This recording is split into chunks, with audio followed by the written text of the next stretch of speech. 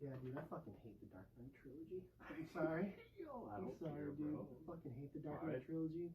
I'm not wearing a hockey pad. It's so fucking dumb. That's what that feels like. I am the darkness.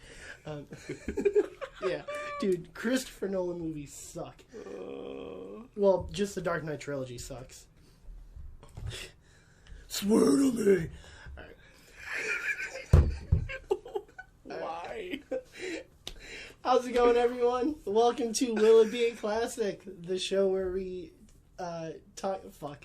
Okay.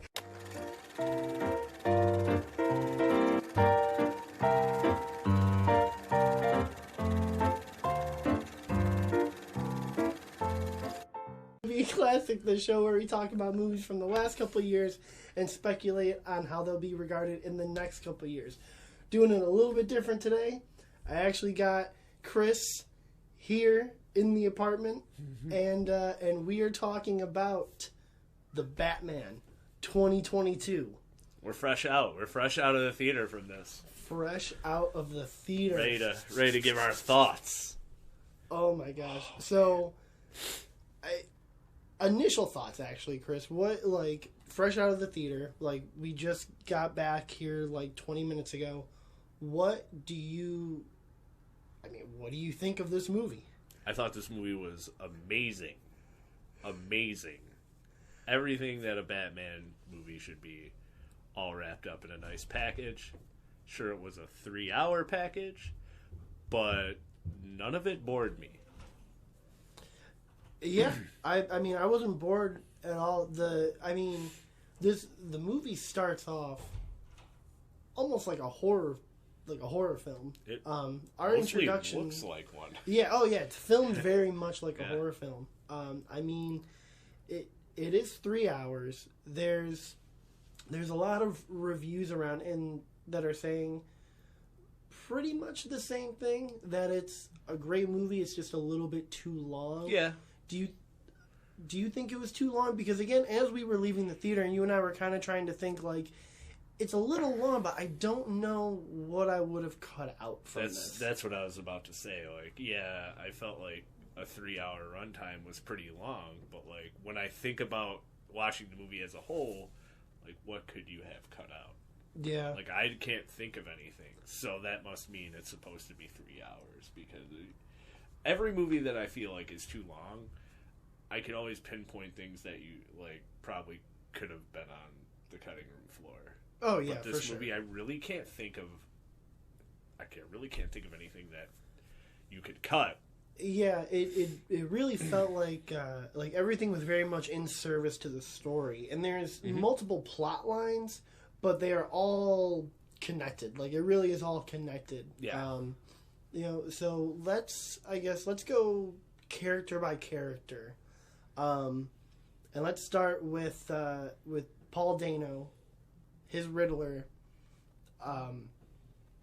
That is his portrayal of the Riddler is probably tied with me for Heath Ledger's Joker. Honestly, it was that good. It was how he portrayed the Riddler is how I think you should portray him. He's a little funny, but he's fucking terrifying. This guy, he played it really well. It's kind of like a superhero villain Jigsaw. Like, there's traps and riddles, which is essentially the Riddler. But the way this movie was shot, it's like Saw-esque. I mean, at least the one scene, because he set everybody else up. It just happened. But that scene, the scene with the guy with the bomb around his neck, that was definitely like some sort. It felt like a Saw situation. Oh yeah, which was played by Peter Sarsgaard. Yes, which is really cool. I really like him as an actor. It was kind of interesting seeing him as like a kind of a piece of shit DA. Yeah. But yeah, he was very much like a Saw Zodiac type villain. And our first image of him in the movie is legitimately scary. Yeah, it scared the shit out of me. Yeah. I did not see that. That just happened. Yeah, he is. The movie just opens up with the mayor in like his little office or whatever, and he like turns, and in the darkness you can see like the Riddler's glasses, and yeah, shit was scary. Like that was very scary. He also had a little bit of humor. Like there was a couple of times where I kind of laughed. It made me laugh. He's a little wacky, which I think like it's a Batman villain. Like yeah, he has to be a yeah. little. Gotta be. He has to be a little wacky, and I think his score with Ave Maria, like always behind him whenever he's on screen. Yeah, that was cool. It was so good. And I mean, it really made him feel like a horror villain, and less like just a normal kind of bad guy that you would see in like a Batman movie. I think this is the most elevated Riddler I've ever seen. Yeah. Like most of the time in these other movies, they're like side characters. You just know they're not a big deal. Like I felt like this Riddler was a pretty big deal. Oh yeah, for sure. Like he reminded me very much of like John Doe in Seven. Right. But personally, I think Paul Dano's character was like a lot more interesting. I think Kevin Spacey's character was, weird. But yeah, I think for me at least, Paul Dano was definitely like tied with Heath Ledger's Joker as my favorite villain in any Batman movie. So next, let's go to Jeffrey Wright as Lieutenant Gordon. He was not commissioner yet. Right. This is early in the Batman. Mm-hmm. Lieutenant Gordon, played by Jeffrey Wright, did well in his role here.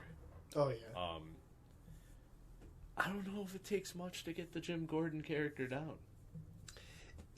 Well, I will say that it's not much to make especially in like movies, it doesn't take much to make Jim Gordon great because no offense to whoever the actor was that played him in the Tim Burton and the Schumacher movies, but that Jim Gordon was fucking ass. He was terrible. I don't know who played. I have no idea who played. It was just like an older guy with like a mustache, but like he didn't really do anything. He would just light the bat signal and be like, "All right." Yeah, that's it. The only one I can remember is Gary Oldman. Yeah, and I mean he was good. He was fine. He was good. I had no problem with Gary Oldman. I mean we'll kind of get to comparisons of some other Batman movies, but Cat's about to make love to my jacket. Yeah, she does that. It's cool. But yeah, Jeffrey Wright to me, he is awesome. His Jim Gordon was so good. I like that his Jim Gordon was sort of like just a guy who was like, I'm just trying to do the right thing. Like he seemed very like stressed out like the whole movie, and I liked it. I like that he was just a stressed out, not like angry guy, but he was just kind of like he played it right. He's stressed from like they say in the beginning of the movie that the crime is like extra high, so he's dealing with that. Then he just finds out every 5 minutes that somebody else on the force is fucking corrupt. Yeah. Like he doesn't know who he can trust, man. He's on a force full of guys that are on the take, and he's the only upstanding police officer. It weighs on him, Yeah. He did a really good job. Like the scenes with him and Batman, and they have a lot. I mean, it's primarily both of them working together. Detective work. Oh yeah, that's another thing that we're gonna get. I like to talk about. Oh yeah, is the character aspect. But Jim Gordon, he was just so good. He did a good job. He did a good job. He was likable. He was It was like in sort of like this world of chaos and crime and vigilantes. It's sort of like Jim Gordon is kind of like the only one in this entire movie where it's like he's the only one that's like pure, I guess I would say, right compared to like everyone else. Yes. Which I really liked. So next let's talk about Zoe Kravitz as Catwoman. I love Zoe Kravitz. Yeah, it's no secret. Yeah, like just in general, I love Zoe Kravitz. But This is the first thing I've seen her in. oh, really? Yeah. Oh, okay. I think Zoe Kravitz is an awesome actress. I recently watched her in that movie Kimmy. Yeah. And that was really cool. She was awesome in this movie, though. Yeah, she did great. I loved her character. I thought that they made her, tough, but still very like vulnerable. Yeah. Like I think that they fleshed out her character in a really interesting way. I love there's literally a part in the movie where Catwoman and Batman are like arguing, and Catwoman Zoe Kravitz's character is just like I can just tell that you grew up rich. Like she actually said that, and I was just like, that's so cool. Like I love that they do kind of explore the fact that like that Selena Kyle and Bruce Wayne might be on the same side, but their morality for everything is a little bit different, and that's very much because of how they grew up. I like that Catwoman is played like not like a fucking person who's desperate to get dick at all times. Yeah, she was just Like, she was was a just kind fleshed of out character. Yeah. It wasn't just like one dimensional Catwoman, Oh, yeah. which happens. Yeah, there's not some great there are some pretty not great portrayals. I'm just gonna say the last one. I mean, that's that what, Anne Hathaway? yeah. Yeah. That Butt cheeks. Yeah. Yeah. I mean, Catwoman I think is Catwoman is such a cool character, and I think if you did her right, she would really be one of like the most badass kind of like anti-heroes on screen. But it's either, granted, I like the performance, but like Michelle Pfeiffer's performance in Batman Returns, it's like you're a little too sexualized. Very much. That like it's not, you know, it's like I'm having a hard time believing that like you're actually like a scrapper too. And then the Halle Berry Catwoman is just, Yeah, no one talks about that. We don't have to. but Zoe Kravitz's portrayal was just like she's smart, she's tough, she's vulnerable. She herself kind of has her own little arc in this movie. I mean, Batman, Robert Pattinson's really the only character that has like an arc, I would say, but she's kind of got a little bit of one too. She's got a reason to be there. Yeah, Definitely. yeah. Definitely. So next, let's go. I'm trying to think of. Let's talk about Andy Serkis's Alfred. He's not in the movie very much. No. But I liked his dynamic with Bruce in the fact that they are kind of at odds with each other. They are, yes. Like they don't seem to really be getting along very well. Yeah. Not like previous incarnations. Yeah, where it's like Michael Caine is just kind of like the sweet grandpa sort of thing. I feel like every Alfred has acted like they needed to fill in for his parents. Yeah. And that's not the case. That's not the case here. Yeah, their relationship seems very strained. Well, yeah, I mean, you can tell that, like, even when we first see Alfred, there's just such, like, a shortness between, Yeah. but, like, between him and Bruce, where, like, he's trying to talk to him, and, like, and then even Alfred's like, you know, we got, like, investors or whatever coming, like, to the house, and Bruce is like, what, why? And Alfred's just like, because you're never here, dog. Like, because you don't. He's like, because you don't go there. Yeah. Yeah. But I mean, I liked Alfred. You could see that this Alfred was a lot more of like a kind of weathered, grizzled Alfred. Yeah. So I really dug that. There's not really much else to say about him, though. He did not have much to do. I mean, he played a part Mm-hmm. But yeah, there wasn't a lot for him to do except for like be really awkward towards Bruce. Well, they both were awkward towards each other, but like I mean, he it was serviceable. Like it was passable. No, I mean He I did still fine. liked it. It was just wasn't enough to really say like, wow, crazy great Alfred. Like, Yeah. wasn't enough. Yeah. Wasn't enough to say anything like that. Yeah, I definitely wish that like I would have seen more of him, but I don't really know where you could have fit him in this movie. You know, Right. there's a lot of moving parts. A ton going on. So I guess next, before I think we get into what I'm going to assume are probably our top two, let's talk about Carmine Falcone, played by John Turturro. John Turturro is just awesome. I love John Turturro. He's so great. The best.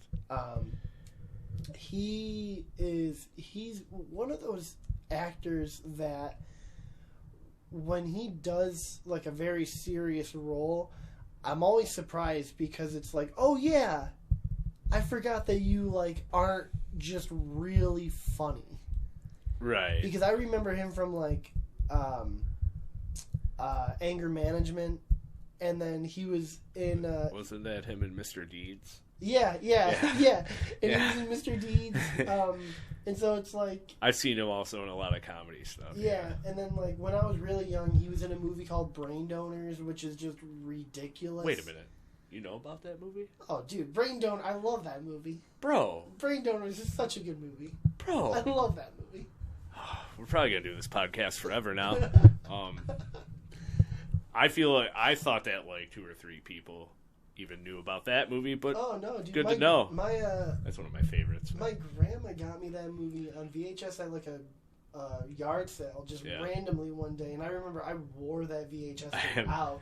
I thought it was the funniest shit. I have a huge affinity for like the Three Stooges, and that reminded me a lot of like the Three Stooges, Oh, but very. definitely the Marx Brothers. Oh, definitely. But like yeah. definitely that kind of dynamic, Yeah. and I fucking love that. I watched it like 2 months ago. It's such It's a like good the 20th time I've seen it. It's such a good movie. It's so good.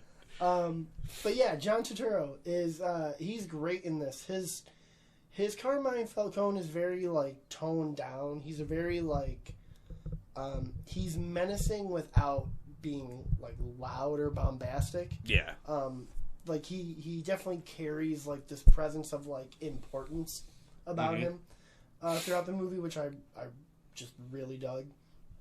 And so next, I think we got to give it up to probably the MVP of the movie, even though he's not in it nearly enough, is Colin Farrell as Oswald Cobblepot.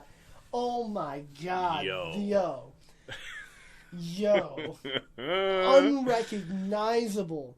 And Colin Farrell has a very heavy, thick Irish accent. Mm-hmm. This dude sounded like Robert De Niro in The Untouchables. Like, he's Yeah. just going for it. And it is just so great. I was really looking. I was trying to look really hard. Like, where is Colin Farrell? Oh, like, where is fucking Colin Farrell? I don't Yeah. see him at all. He just transformed. No, he was so good. Insanity, dude. So good. Yeah. So good. I mean, and funny, too. Like, a lot of the moments of levity were really with Colin Farrell's Penguin. Absolutely. Like, he was Absolutely. just, I mean, he was funny.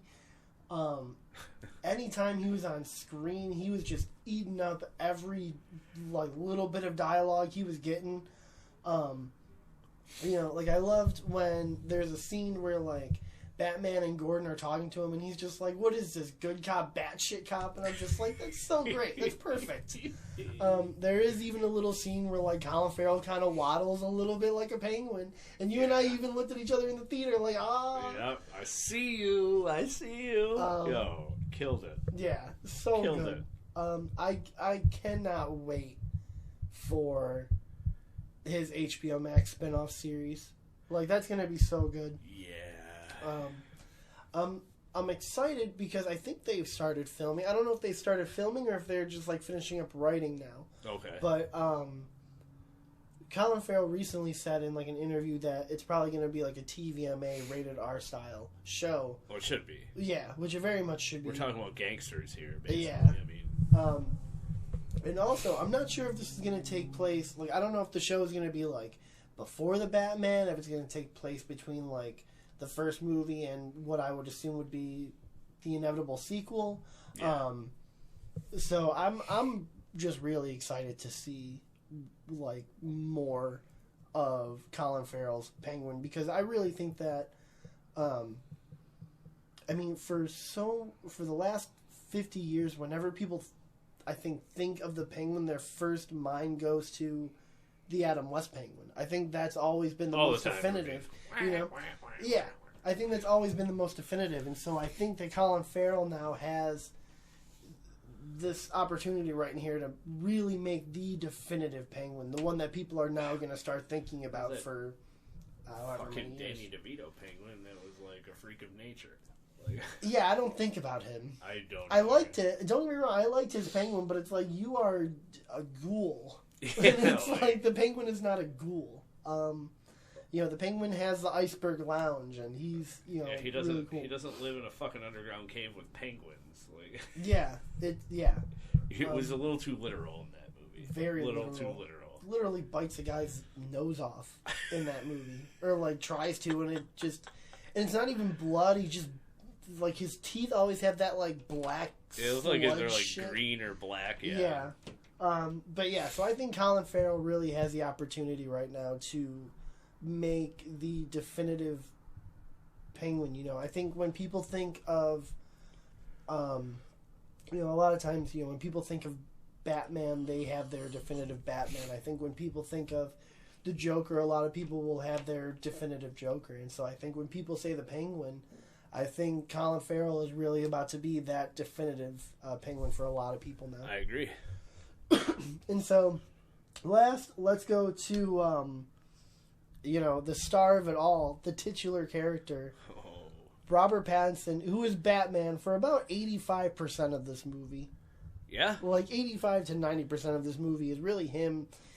Even if he's not in the Batman like cowl, he's still in Batman mode. Yeah, very like, minimal Bruce Wayne action in this movie. Yeah, and it's great. I ain't mad at it.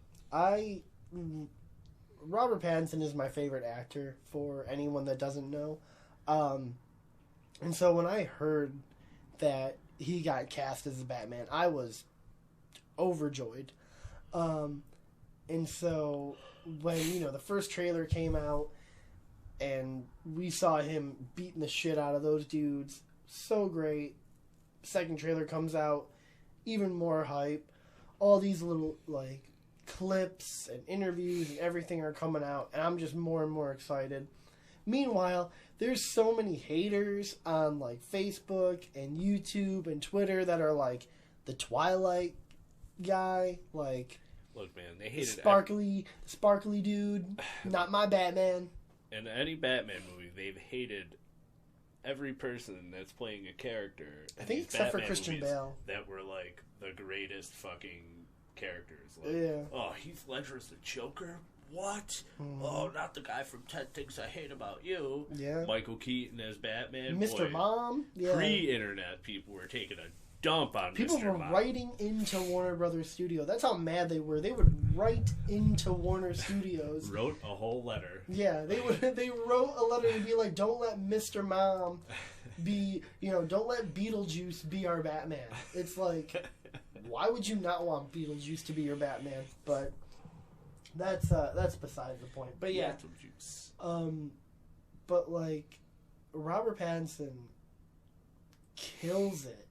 And it is kind of this thing where when you think of Batman and the fact that Batman is kind of a broody, emo, weird person, wouldn't you want the dude from Twilight, who was kind of like a broody, weird, emo person, to play that role?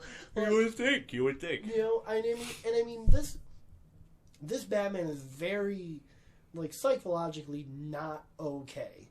Right. He, like, his mental capacity is not there. He's super smart, crazy smart. He was, you know, figuring out these riddles and shit like crazy. But he is a very tortured, mentally unstable person, and I love the fact that this movie actually kind of like shows that, like, yeah, Batman isn't gonna be just like a normal dude. Like Christian Bale, like even though like yeah, the duality between his Bruce Wayne and his Batman is good, sure, whatever. It's like, but even when Christian Bale was like by himself in the Nolan movies, he was still acting like Bruce Wayne. He wasn't acting like Batman to me.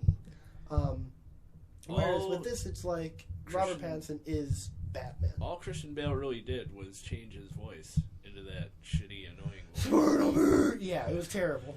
Like, for a minute, I listened really hard to Robert Pattinson's voice when he was Batman, and I didn't want it to go to that level. No. I think he rode the line. He was really good. There's like one part when they were towards the end when there was like the interrogation between him and the Riddler. Yeah. Where he started yelling a little bit, and I was like, "Uh-oh, you're starting to get a little growly there, bud." But one, he was still legible. Like I could still understand everything he said. Yeah. And two, it never got to where were the other drugs going? Like it never got to that. So I was okay with that. He for the most part, his Batman was almost like a whisper. Yeah. Which I really liked. It was very, again, it was very scary. Like he was a very intimidating Batman without having to be built, like a brick shithouse like Ben Affleck was, or without having this like all these crazy gadgets around him like Christian Bale. Yeah, he wasn't like I don't think he was ever really loud.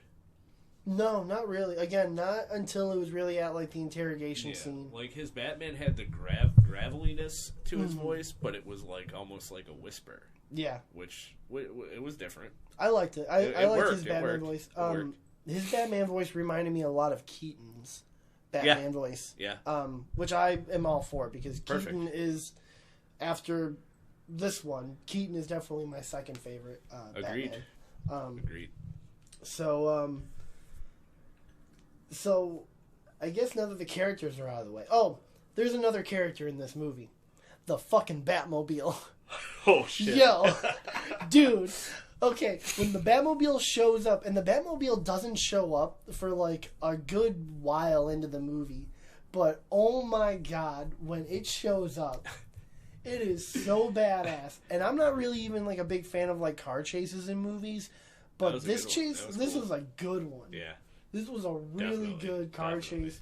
I remember like watching interviews and reading interviews with like Matt Reeves saying that like he kind of based the Batmobile a little bit off of Christine. Right. And I definitely got that. I see it. This car was terrifying. Hear me out. That scene when he starts revving the engine and the lights come on, that's absolutely Christine. Oh yeah. That's like straight It was straight from Christine. It was amazing. It was so good. And I mean just the sound that this car made. Like the seats were fucking rumbling. Like, this car's motor was ridiculous. The car sounded like it was going to eat people. Yeah, like this car sounded like a legitimate monster. Yeah. And it was just, oh my god, it was so great. And the car chase is amazing. A lot of that car chase is on YouTube and everything has been in the marketing. Yeah. And just that shot of Penguin looking at Robert Pattinson's Batman upside down while he's walking in the rain and the fire. God. Like, come on. Woo. So good.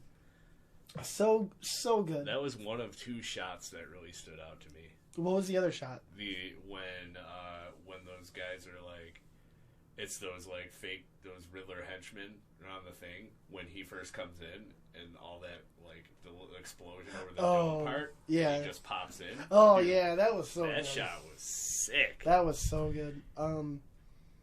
Well, let's actually get into the cinematography because this movie is gorgeous. It is. Like this movie is definitely the best filmed.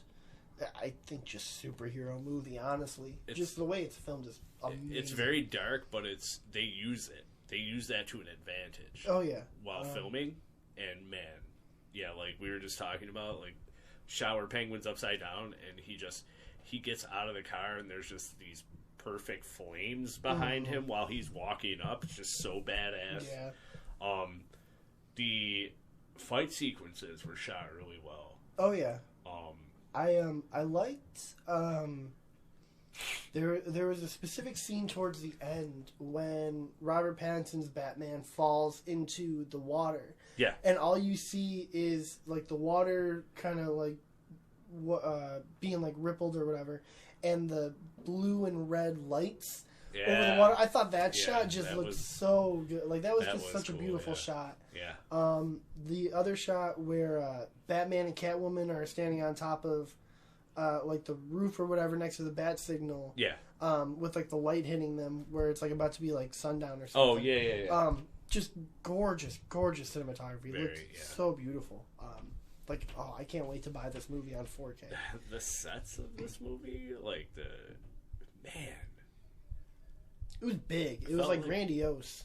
I felt like I was really in Gotham City, man. Oh yeah, this is like the best Gotham for it sure. Was it was very reminiscent of the original or the '89, like where Gotham was like a real dark noirish looking place, and I feel like that. Like, aside from '89, this captured that really well. This Gotham reminded me not so much of like the. Like not like the like character aesthetic or anything, but just sort of like the scope of it and sort of like the look of like the architecture. It did remind me a lot of like Batman the Animated Series. A lot in this movie reminded me a lot of the animated series. Yeah, I could see that. You know, where it sort of felt like, you know, when the movie kind of starts and it's like it's always rainy in like the really seedy, shitty underbelly parts, but then when like you kind of go up towards like the mayor, or when you go closer to like the Iceberg Lounge and stuff, or even like the funeral scene, it's like there's no rain. So it is kind of like almost like a class level where like if you're the low class, you're gonna have rain and shit. But when you know, as you get a little bit higher, you can start to see the sun a little bit more. I have thought about that. All the times I watch Batman, I've seen lots of rain and the occasional snow, but I've never just seen it be summer. It's always so gray in Gotham. Yeah. I think. Yeah, I mean, it would be funny to see. Like, what if it was like a nice sunny day and everyone's wearing bright colors? Well, I mean, except for like the Adam West Batman, you don't see that. No, not at all. Even though Adam West Batman is so great, It's just on a different level. Yeah, it's fun. I've been rewatching the Adam West Batman so good, television show on Tubi. Some days you just can't get rid of a bomb. So great. It's so great. So, is there are... I'm trying to think. I mean, this is very much a noir movie. Through and through, even with the voiceover, like, the voiceover sets it off as, like, this is a detective noir story. This is Detective Comics right here in full form. Yeah. And I love the fact that the mystery is sort of like... It's not so much of a mystery of we have to figure out who's doing these crimes. It's more of like a... I mean, as Paul Dano's Riddler says in the movie, it's very much an unmasking of a lot of the corruption that has sort of built this city. Which I thought is really, really interesting to do for a detective story, that there's really not a mystery to this detective story. You're just uncovering a lot of clues that is really kind of unearthing so much corruption. Yeah. To the point where, it does kind of show that the Waynes weren't the cleanest people. I do like the fact that it doesn't make them necessarily corrupt. It just put it. It didn't make him corrupt. It just put him in a position where he didn't see a different way out. Yeah. Because he exhausted whatever options that were obviously making him feel like shit prior because they said he tried to bribe the guy. Yeah, so it's like I like the fact that they didn't make the Waynes necessarily bad people. He was put into a position and he wasn't proud of it. Yeah, and he just all he was trying to do was protect his wife. Yeah, he made a mistake as Alfred said in the movie, where it was he's a good guy that made a mistake. Everyone makes mistakes. Yeah. And so I like that. Because even throughout the marketing, like so many people were speculating, like, oh my God, so the Waynes are going to be corrupt. The Waynes are going to be like bad, and it's like, no, not really. No, there's ways around that. Yeah, good filmmaking does that. Oh yeah, good writing. Such a good story where everything was just so connected. Where I could see some people saying like, it felt bloated. I mean, like your friend said that you could have taken the romance with Robert Pattinson, but I don't think you could have. Like there was even really a romance, dude. Like really, there was a flirtation, and again, I think that's what I mean. There was just flirtation. It wasn't like he would become Bruce Wayne. They went out to dinner and shit. Yeah, that's not what went down here. No, it very much reminded me a lot of like the animated series. Yeah, so like, what could you cut? Yeah, like we spoke about already. Yeah, I mean, I think the movie is like 2 hours and 47 minutes with like 8 minutes of the credits. Credits, yeah. But I gotta be honest. One, I don't know what you could have cut. Two, the movie. I mean, it's long, and yeah, you kind of feel it a little bit. But it moves. But it still moves. The pacing is still there. Like it has a solid pace. You're not like. I mean, it's you're not stuck in one scene for like ever. It doesn't linger super long. It doesn't leave you in the same place for too long at all. Yeah, and there's lots of different settings and stuff all throughout Gotham that we go to.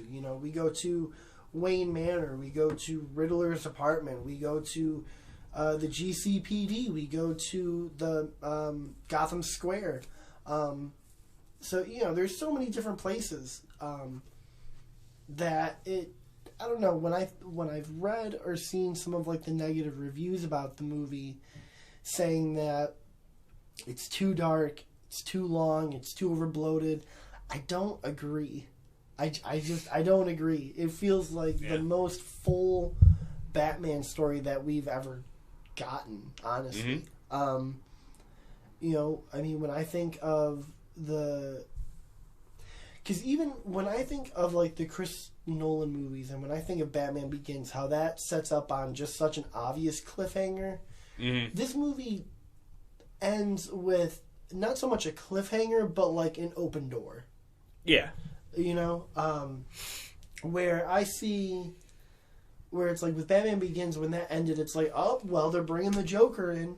With this one, with the Batman 2022, it definitely feels like it's like, oh, well, maybe they're going to bring him in. Maybe they're going to do something else. I would love to see the Riddler and Joker team up, Paul Dano. That'd be pretty neat. That would be so awesome. But not this guy, because his face sucks. I hate this dude. I have never seen him in anything. So he looks like that dude. Did you ever see Killing of a Sacred Deer? Yeah. Yeah, the kid in that, they look exactly alike, and I fucking hate both their faces. The worst. Get off my television with your little fucking beady eyes. So... Sorry. So, what were, I guess, like, your favorite things about this movie? I liked the tone of the whole film. Mm-hmm. The tone throughout. I absolutely love that this is a detective movie. That we're not just throwing fucking Batman around doing flashy fight sequences for the sake of doing flashy fight sequences. He fought when he had to. Yeah. Protecting someone or...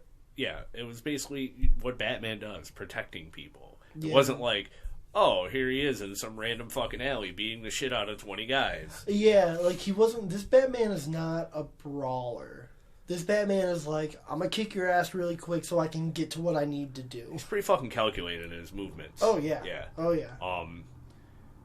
I really liked the way this movie looked. visually it is Visually, definitely it's the best. very nice. It's the best. Yeah. I mean, this is the cinematographer also did Dune, which is Okay. one of like the most gorgeous movies ever. So, yeah, it's so good.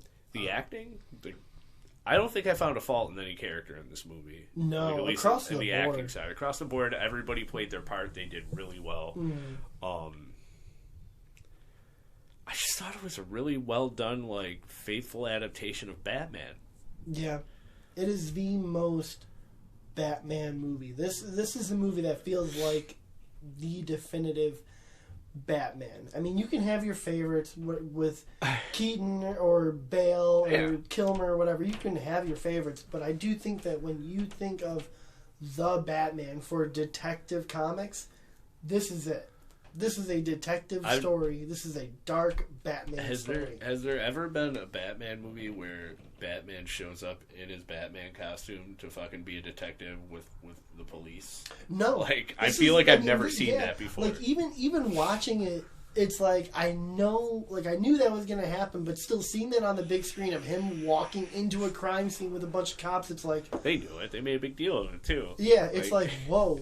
Like, but even for me, I'm like, I have never seen this before on screen. Like, I gotta get used to this. This is really cool. It was cool. It was definitely cool. I really, that was a big thing that I was looking for. And one of the only things that I liked about Batman vs. Superman is that in the first half, there wasn't a lot of Batman, but there was a lot, like, Bruce Wayne went to that party. Yeah. And he was sneaking around because he went to that party to get information. Yeah. Like, he was being a fucking detective. And that's one of the only things I liked about that movie, honestly. Because I've been wanting it. And we got it. Yeah, I love it. This is the first time that it's really Batman being the world's greatest detective. And it's like, finally, like, he's not, he's not looking at bullet casings and a rock to see how it looks. I'm sorry. I shit on these Nolan movies so much because I'm sorry. But the Batman Christopher Nolan movies are not good. They are just not good movies. The Heath Ledger is the only reason why The Dark Knight is good. Only reason.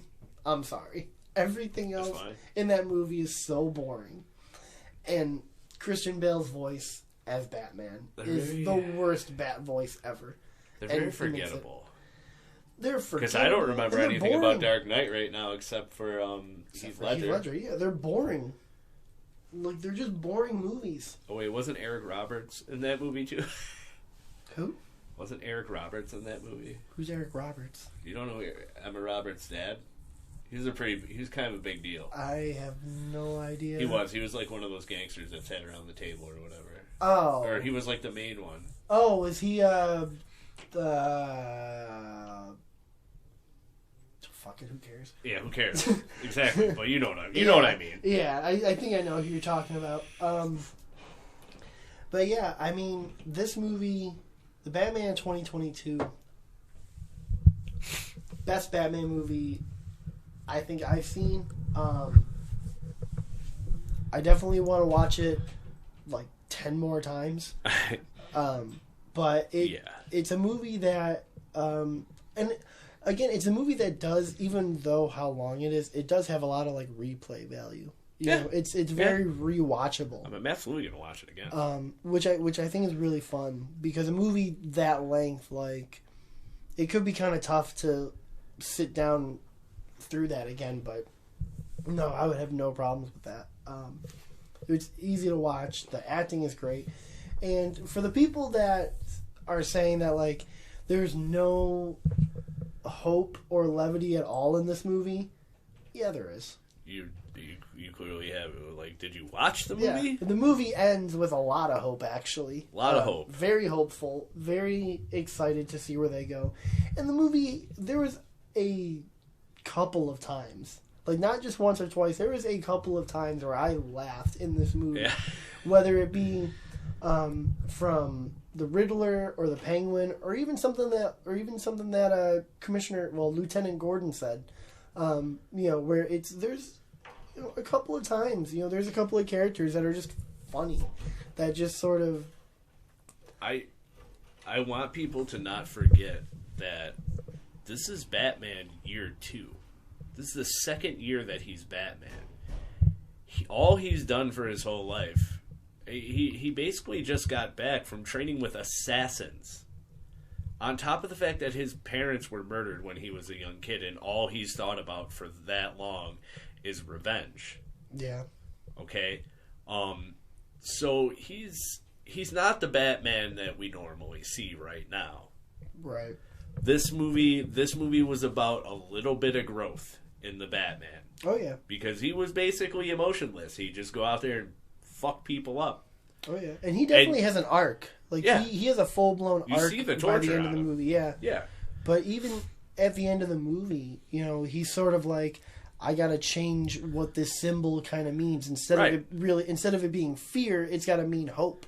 Right. Which I love. Because it's like, great. yeah, like, so you can see that in the next movie, it's definitely going to be a more hopeful Batman. You're definitely going to see a lot more of a Batman that's kind of knowing a lot more of what he's doing. Right. Or what he's doing. Because he definitely fucked up a couple of times in this movie. Like, which I loved. in his little flight suit. Oh, yeah, with his flight suit, he beefed it.